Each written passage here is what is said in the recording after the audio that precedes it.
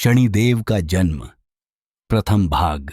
आज से लाखों वर्ष पहले त्रेता युग में जब सूर्यदेव ने विश्वकर्मा देव की पुत्री देवी संध्या के साथ विवाह रचाया, पर विवाह के बाद सूर्यदेव जब भी देवी संध्या के समीप आते तो देवी संध्या सूर्यदेव के तेज को सहन नहीं कर पाती। समय यूं ही बिता गया और फिर कुछ वर्षों के बाद देवी संध्या ने वैवस्वता, मनु, यम और यमुना जैसे तेजस्वी संतानों को जन्म दिया। पर अक्सर संध्या सूर्यदेव के तेज से परेशान ही रहती और एक दिन देवी संध्या ने फैसला किया कि वह सूर्यलोक से काफी दूर जाकर तपस्या कर सूर्यदेव के तेज को झेलने योग्य बनेंगी, तभी सूर्यलोक वापस लौटें। पर उन्हें अपने नवजात संतानों की भी देखरेख करनी थी और साथ ही देवी संध्या चाहती थी कि उनके सूर्यलोक छोड़ने की बात सूर्यदेव को पता ना चले। फिर देवी संध्या ने अपने सिद्धि से अपने ही जैसी दिखने वाली खुद की छाया प्रकट की और उनका नाम सवर्ण रखा और उन्हें सारी जिम्मेदारी सौंपकर तपस्या करने किसी अज्ञातवास पर निकल पड़ी। इसके बाद सूर्यदेव जब भी अपनी पत्नी के समीप आते तो उनके तेज से देवी संवरण यानी कि देवी छाया पर उनके तेज का कोई असर न होता और दोनों खुशी खुशी अपने मिलन का आनंद उठा लेते।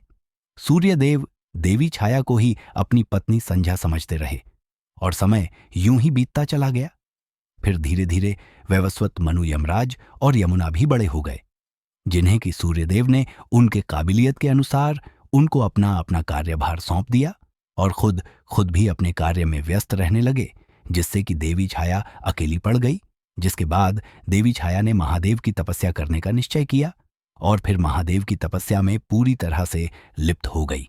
फिर यूं ही तेज धूप में तपक भूखे रहकर तपस्या करते करते कई माह बीत गए और साथ ही देवी छाया ने तपस्या करते समय ही गर्भ धारण कर लिया था।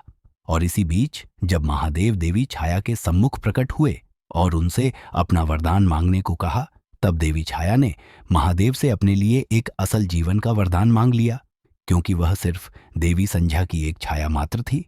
दरअसल देवी संध्या के एक अड़से से सूर्यलोक वापस ना लौटने के कारण अब देवी छाया के अंदर एक असल जीवन पाने की इच्छा जागृत हो चुकी थी।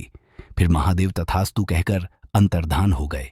फिर कुछ महीनों बाद देवी छाया ने एक दिव्य शिशु को जन्म दिया, पर वह दिव्य शिशु को पोषित और काले रंग का हुआ, जिसे देख देवी छाया चिंता में डूब गई। पर कुछ समय बाद उन्होंने खुद के मन को समझा लिया।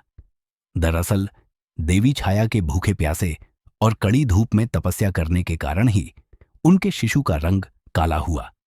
साथ ही इसके पीछे उनके छाया होने का भी प्रभाव उनके शिशु पर ही पड़ा और यह दिव्य काले रंग का शिशु कोई और नहीं बल्कि स्वयं शनिदेव ही थे।